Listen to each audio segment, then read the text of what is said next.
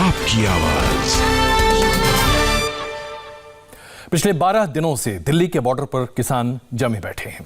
सरकार उनसे लगातार बातचीत करने की कोशिश कर रही है, बातचीत हो भी रही है, लेकिन किसान किसी भी तरह से अपने आप को अलग करने की कोशिश नहीं कर रहे हैं। इसके साथ साथ ये भी बताया जा रहा है कि एक एंटी मोर्चा है जो प्रधानमंत्री नरेंद्र मोदी के खिलाफ लगातार अपने आप को सक्रिय करता चला जा रहा है। जिस कांग्रेस ने अपने मैनिफेस्टो में खुलकर यह वायदा किया था कि एपीएमसी एक्ट को वो खत्म करेगी, नए कृषि कानून का विरोध आज वही बड़े पैमाने पर कर रही है। और उत्तर प्रदेश की सरकार के दौरान, माफ कीजिएगा, यूपीए सरकार के दौरान शरद पवार जब खुद कृषि मंत्री थे तो उन्होंने मुख्यमंत्रियों से जब बातचीत की थी तो उन्होंने कहा था कि एपीएमसी एक्ट में संशोधन करने की आवश्यकता है और इसको लेकर उन्होंने चिट्ठी भी लिखी थी। लेकिन आज जब किसान प्रदर्शन कर रहे हैं तो सभी राजनीतिक दल एक स्वर में उनके समर्थन में खड़े हैं। 8 तारीख को यानी कि कल भारत बंद का आह्वान किया गया है और इसके साथ साथ कहा जा रहा है कि पूरे देश भर के किसान इस आंदोलन में सक्रिय भूमिका निभाएंगे। 11 राजनीतिक दलों ने इसमें अपने समर्थन को सामने रखा है और सबसे बड़ी बात यह है कि सभी राजनीतिक दल जो आज प्रधानमंत्री नरेंद्र मोदी और बीजेपी सरकार के विरोध में हैं, वो लगातार इस पर अपनी बात सामने रख रहे हैं। बीते 3 महीने से इस पूरे मामले पर तमाम राजनीतिक दल जो अभी तक अपनी बात को सामने नहीं रख रहे थे, आज मुखर तरीके से अपनी बात को सामने रख रहे हैं। किसानों के मुद्दे पर शरद पवार का यू टर्न भी है। जाहिर सी बात है अब उनके ऊपर राजनीति करने का आरोप भी लग रहा है। इस पर एनसीपी ने सफाई दी है। एनसीपी ने कहा है कि एपीएमसी एक्ट को वाजपेयी सरकार लेकर आई थी और कई राज्य एपीएमसी एक्ट लागू नहीं करना चाहते थे। शरद पवार ने एपीएमसी एक्ट पर आम सहमति बनाने की कोशिश की थी। ये अब एनसीपी की तरफ से सफाई सामने आ चुकी है। किसानों पर शरद पवार ने ये जो बातें कही हैं और कैसे अब किसानों के नाम पर राजनीति हो रही है, ये हम आपको बताएंगे। पवार ने कृषि मंत्री रहते हुए 11 अगस्त को 2010 में एक चिट्ठी भी लिखी थी और मंडी में निजी क्षेत्र की वकालत भी की थी। ये चिट्ठी अभी हम आपके सामने आपके स्क्रीन पर रख रहे हैं। शरद पवार जब कृषि मंत्री थे तो वो कृषि क्षेत्र में काफ़ी बदलाव की बात कर रहे थे। उनका कहना था कि अगर बड़े निवेश को कृषि क्षेत्र में लाना है तो आर्थिक सुधार वहाँ पर करने पड़ेंगे और जब तक ये सुधार नहीं होते तब तक किसानों का फायदा नहीं हो सकता। तो आज क्या बदल गया है, ये तमाम मुद्दे हैं जिस पर हम चर्चा कर रहे हैं। और प्रफुल्ल पटेल जी, वरिष्ठ नेता एनसीपी के, इस वक्त हमारे साथ मौजूद हैं। प्रफुल्ल जी, बहुत स्वागत है इंडिया टीवी पर आपका। नमस्कार प्रफुल्ल जी, शरद पवार जी राष्ट्रपति जी से मिलना चाहते हैं, किसानों के मुद्दे पर उन्हें अपनी बातों से अवगत भी कराना चाहते हैं। लेकिन अगर हम, जैसा कि अभी हम अपने दर्शकों भी बता रहे थे, शरद पवार जी चाहते हैं कि कृषि क्षेत्र में सुधार हो, बदलाव हो, एपीएमसी एक्ट में भी बड़े बड़े बदलाव हो, फिर कृषि कानून का विरोध क्यों? देखिए, सबसे पहले कृषि क्षेत्र में सुधार के मामले में किसी को भी आपत्ति नहीं है, विरोध नहीं है, ना होना चाहिए।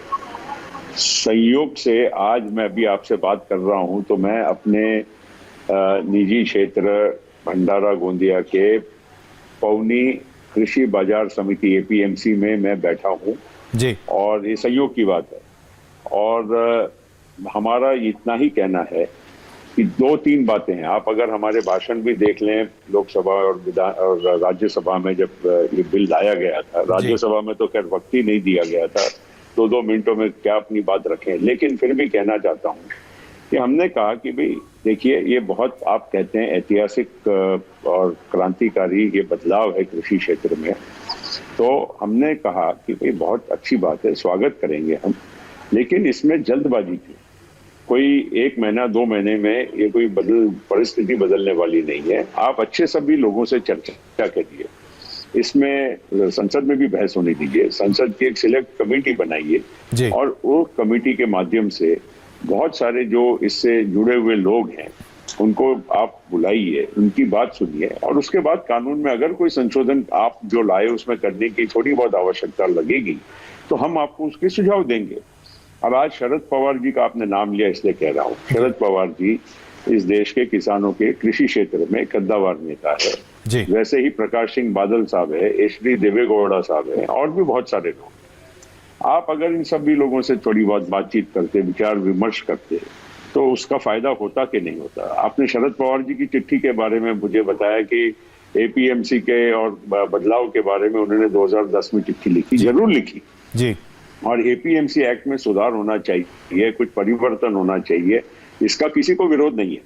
मगर आपने ये बिल लाते हुए इसमें 2-3 पहलुओं पर विचार नहीं किया। पहला पहलू ये है कि भाई जैसे अभी आज जो सबसे ज्यादा जो विषय क्या आ रहा है किसानों का, पंजाब हरियाणा के किसान क्यों आज दिल्ली को घेरे हुए हैं कि उनको एमएसपी जो न्यूनतम कीमत है इसके बारे में इस एक्ट में कहीं भी खुलासा नजर नहीं आता है।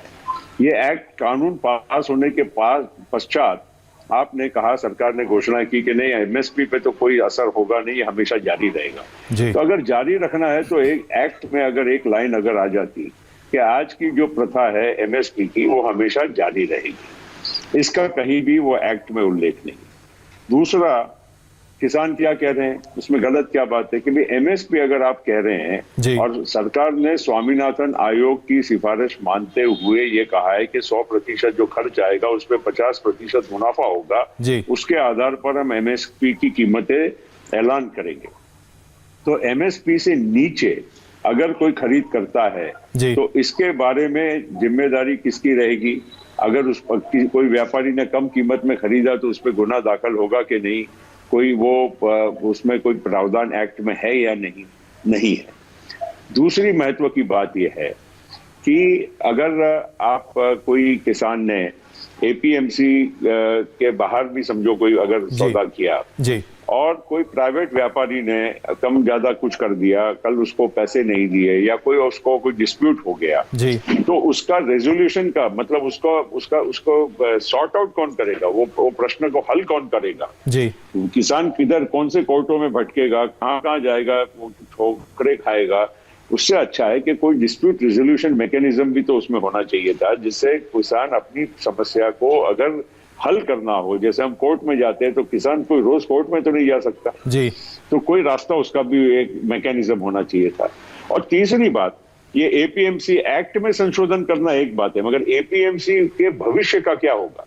आज मैं जिस एपीएमसी में बैठा हूं, अगर धान की खरीदी अगर डायरेक्ट व्यापारी करेगा या बाहर हो जाएगी तो ये एपीएमसी को न सेस मिलेगा न कमाई होगी। तो एपीएमसी इतनी पूरे हिंदुस्तान में जो किसानों के लिए बनाई गई है तो इनके भविष्य का क्या होगा, इसका भी कहीं उल्लेख नहीं है। अब प्रफुल्ल जी, ये बात है मेन। प्रफुल्ल जी, आपने 4 बड़ी बातें कही, मेन बातें कही हैं जी। चलिए, तो उसमें से पहली 3 बातों पर चर्चा करते हैं।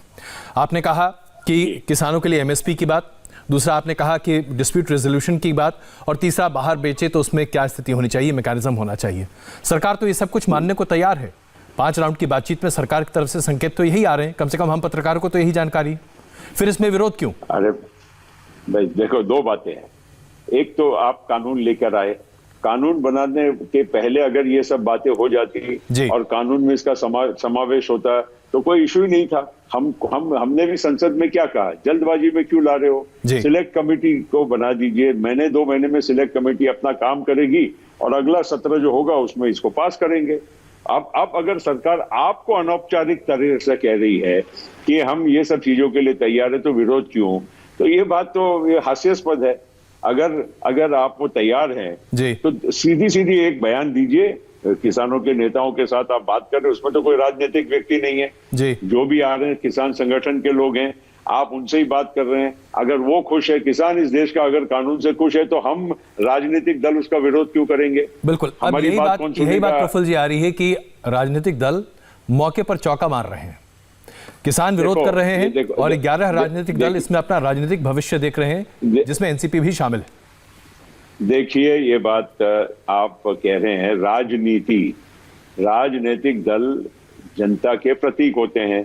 जनता की जो भावना होती है उसको उठाने का काम राजनीतिक दल करते हैं। अगर आप हमको आरोप लगाते हैं तो कल तक हम जब सरकार में थे, कोई भी कानून लाते थे तो विरोध में बीजेपी या उनके सहयोगी करते थे। तो ये कोई हमारे पे आरोप लगाने वाली ये बात नहीं है। बात ये है कि आप तो आज तो आप किसान नेताओं से बात कर रहे हैं ना, उसमें तो हमको नहीं बुलाए और हमको ना जाना है। अगर किसान खुश है आपके कानून से और या आपके संशोधन से तो हम उसको सहर्ष स्वीकार करेंगे, हम भी खुश। हमारा तो इतना ही कहना है कि भाई जो बात है, क्योंकि आखिर देखिए जब संसद में अगर बात आएगी तो किसान तो अंदर संसद में नहीं आने वाले हैं, उसमें तो राजनीतिक दल उन्हीं की बात को उठाकर संसद के बहस में रखने वाले हैं। यहीं पर प्रफुल्ल जी, ये बात नेशनल कॉन्फ्रेंस आप एनसीपी पर यह आरोप लग रहा है और खास करके शरद पवार जी पर यह आरोप लगाया जा रहा है कि एक तरह से भागीदारी थी सरकार के साथ, क्योंकि उस समय एनसीपी ने बाहर आकर स्पष्टीकरण भी दिया था राज्यसभा में वॉकआउट को लेकर, और आपने भी इस पर काफी बातें कही थी। तो क्या उस समय आपकी सोच अलग थी, आज सोच अलग है? क्योंकि बीजेपी के कुछ नेता ये आरोप लगा रहे हैं आपकी पार्टी पर। बिल्कुल, देखिए आरोप प्रत्यारोप ये तो कोई भी करेगा जी। संसद में हमारी भूमिका बहुत स्पष्ट थी, कोई वोटिंग की बात ही नहीं आई थी, कोई वॉकआउट का सवाल ही नहीं था। इन्होंने तो शोरगुल में वो बिल को पास कर दिया, तो उसमें कोई किसकी क्या भूमिका थी ये तो कोई वहां समझ में आने वाली बात ही नहीं थी। सरकार ने वहां पर बुलडोजर चला के अपनी वो बिल को पारित कर लिया। मैं आपको इतना ही कहना चाहता हूं, हमारा ये, और शरद पवार जी के बारे में मैं आपको कहूंगा कि प्रगतिशील किसान इस देश का हो, इसके लिए वो सबसे अव्वल आगे हैं। इसमें कहीं आपको किसी भी प्रकार से शंका होनी नहीं चाहिए। आज भी हमारे महाराष्ट्र में या आप देखेंगे तो बहुत सारी फार्मर प्रोड्यूसर कंपनीज हैं। हमारे यहाँ पर किसान डायरेक्टली भी माल बेचता है अपनी उपज को, मगर ये चॉइस है, इसमें कोई ऐसा नहीं है, कोई जोर जबरी नहीं है, कोई कानूनन कोई ऐसी बात नहीं है। और शरद पवार जी ने हमेशा नए टेक्निक्स को किसान खेती के मामले में, चाहे इस देश में ड्रिप इरिगेशन आया, चाहे इस देश में आप देखिए कि बागायती जितना हमारे यहाँ पर फल होते हैं, फूल होते हैं, ये सारी चीजें, और इसको निर्यात करने के मामले में आज हमारे राज्य में दूध उत्पादन हो, बाकी की बहुत सारी पैदावार हो, इसमें प्रगतिशील किसान कैसे बन सकता है, इसके लिए हमारी भूमिका हमेशा अग्रसर है और रहेगी। प्रफुल्ल जी, हमारा कोई एक और सवाल मैं आपसे पूछना चाहता हूं, चूंकि आपका वक्त थोड़ा कम है। हर चीज को हम बिल की हर चीज को विरोध करने के लिए यहाँ नहीं बैठे हैं। हम उसमें जो तात्विक, जो हमको लगता है, जो किसान जिस बात को लेकर आज खड़ा है, इसी बात को हम विरोध। प्रफुल्ल जी, राहुल गांधी बार बार ये ट्वीट कर कह रहे हैं कि बड़े बड़े व्यापारी और व्यापारी समूह के लिए इस कानून को बनाकर किसानों की छाती पर मूंग डाला जा रहा है। राहुल गांधी के ये बयान राजनीति से प्रेरित हैं या दरअसल ये वास्तविकता है? क्या आपकी पार्टी उनके इस बयान से, इनकी सोच से इत्तेफाक रखती है? देखिए, बड़ा व्यापारी अगर हमारे किसान को, बड़े उद्योगपति हमारे किसान को सही कीमत देता है और उसकी फसल सही समय पर लेता है, तो उसमें हमारा कोई विरोध नहीं है। हमारा विरोध ये बिल के 2-3 जो पहलू हैं, जो मैंने आपको पहले ही कहा, उस पर है। हम ये नहीं कहते हैं कि कल भविष्य में किसान, अरे भाई, अगर मंडी में बेचने से अगर उसको 2 पैसा ज्यादा अगर बाहर मिलता है तो किसान को उसका विरोध हम क्यों करें? मगर ये भी नहीं होना चाहिए कि हमारी व्यवस्था ऐसी हो जाए कि हमारे पास पर्याय न रहे। आज पर्याय कागज में है, मगर कल अगर ऐसा ना हो जाए कि केवल ये बड़े उद्योगपति अपनी फिर एक बार शुरुआत करें अच्छे से और बाद में वो डिक्टेट करें, तो बाद में वो किसानों के सिर पर बैठ जाए, ऐसी परिस्थिति। इसीलिए ये बिल में कुछ कानून में ऐसे प्रावधान, यानी हल्के संशोधन के साथ बिल में आपको बहुत आपत्ति नहीं होगी? संशोधन होना चाहिए, लेकिन संशोधन के साथ जो उसमें जो मर्यादाएं होनी चाहिए, जो कुछ उसमें सेफगार्ड होने चाहिए, उसके बारे में आज मैं समझता हूं सबसे बड़ी आपत्ति। इसलिए मैं कह रहा हूं शॉर्ट में कि एमएसपी कंटिन्यू रहनी चाहिए, एमएसपी से नीचे माल कहीं बिकना नहीं चाहिए, एपीएमसी के भविष्य को निर्धारित करना चाहिए, और एक प्रकार से कोई भी प्रकार से बड़ा आदमी, जैसे आपने उद्योगपतियों का नाम लिया, कोई उद्योगपति अगर खरीदता है और किसान को शोषण करता है तो उसके ऊपर कानूनी कार्रवाई क्या हो सकती है, ये हमको बहुत महत्वपूर्ण बात है आपने प्रफुल्ल जी यहाँ पर कही। बहुत धन्यवाद इंडिया टीवी से बात करने के लिए और बहुत धन्यवाद समय देने के लिए। दिल्ली में आज 5 आतंकवादी पकड़े गए हैं। दिल्ली पुलिस के स्पेशल सेल के DCP Pramod Kushwaha press conference कर रहे हैं, देखते हैं क्या कह रहे हैं। जो काफ़ी दिनों से एक ऑपरेशन पे काम कर रही थी, जिसमें एसीपी हृदय भूषण, एसीपी ललित नेगी, इंस्पेक्टर सुनील और इंस्पेक्टर रविंद्र जोशी थे। उस काम पे करते करते आज सुबह एक स्पेसिफिक इन्फॉर्मेशन पे सुबह अर्ली मॉर्निंग में 5 लोगों को अप्रहेंड किया गया है।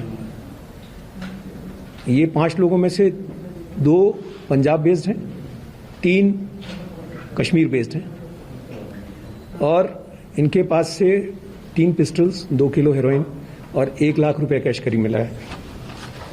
जो इम्पोर्टेंट चीज़ आई है सामने वो ये कि ये इनकी अरेस्ट बेसिकली एक लिंक है, कड़ी है, जो कि शो करती है कि किस तरह से आईएसआई खालिस्तान मूवमेंट जो ये एक अलगाववाद फैलाना चाहते हैं उसको किस तरह से ये कश्मीर टेररिज्म से लिंक करवा रही है।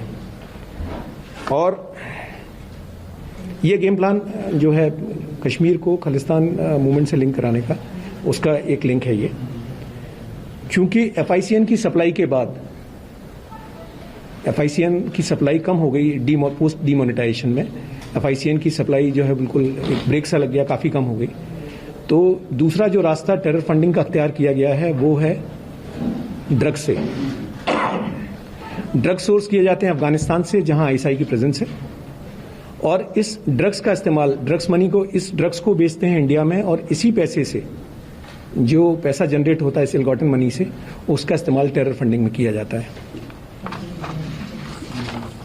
इसमें जो दूसरा एक और इम्पॉर्टेंट एस्पेक्ट है कि चूंकि पंजाब के लोग डिसइल्यूजन्ड है खालिस्तान मूवमेंट से, और जो पाकिस्तान की आइडियोलॉजी है खालिस्तान की जो प्रोपोगेट करना चाह रहा है, तो इसीलिए ये गैंगस्टर्स का इस्तेमाल कर रहे हैं टारगेट किलिंग्स में। गैंगस्टर्स का इस्तेमाल करने से इनका टू फोल्ड पर्पज सर्व करने की कोशिश कर रहे हैं। एक तो कम्युनल डिसहार्मनी क्रिएट कर रहे हैं, नंबर 2 ऐसे लोग जो इनके खिलाफ खड़े होते हैं, टेररिज्म के खिलाफ खड़े होते हैं, उनको डिमोरलाइज करने की कोशिश कर रहे हैं। जैसे कि अभी पीछे बलविंदर सिंह संधू जी जिनका मर्डर हुआ था अक्टूबर के महीने में, उनकी किलिंग में ये जो 2 हमने पकड़े हैं पंजाब बेस्ड, ये लोग उसमें शामिल थे। एक इसमें गुरजीत सिंह भूरा है और एक सुखदीप है। इसके साथ 3 जो पकड़े गए हैं, इसके इन दोनों के लिंकेजेस हैं। एक सुखमीत और सुख भिखारीवाल से जो गल्फ बेस्ड है, साथ ही इनके लिंक हैं और भी गैंगस्टर्स हैं, ज्ञानदीप है, एक सुखा है जो अभी जुडिशियल कस्टडी में चल रहे हैं, जिनके ये बेसिकली ये गैंगस्टर्स हैं, और इनके पीछे लिंकेजेस जो हैं वो पाकिस्तान बेस्ड आईएसआई के जो ऑपरेटिव्स हैं उनसे हैं। सिमिलरली जो कश्मीरी लोग हैं, इसमें जो 3 पकड़े गए हैं, इसमें से 2 लोगों के क्लियर कट लिंकेजेस आ रहे हैं। पर्टिकुलरली ये हिजबुल मुजाहिदीन के OGW कह सकते हैं, और इनका सेटअप पाकिस्तान में और POK में जो इनके काउंटर पार्ट्स हैं उनसे हैं। तो बेसिकली इन 2 मूवमेंट्स के बीच ग्लू का काम जो है वो आईएसआई कर रही है, इन दोनों को लिंक करके, और एक 2 टेरर फंडिंग को लिंक करने की कोशिश कर रही है, इनको लिंक टेरर परसीव करने के लिए। ये काफ़ी लंबा ऑपरेशन था जिसमें सेंट्रल इंटेलिजेंस एजेंसीज का भी बहुत बड़ा रोल रहा है। बनरही हमारे साथ तुरंत वापस आ रहे हैं और उसके बाद आपको बताएंगे कि आखिरकार इन आतंकवादियों की गिरफ्तारी के साथ दिल्ली पुलिस और क्या राज खोल रही है। छोटे से ब्रेक के बाद।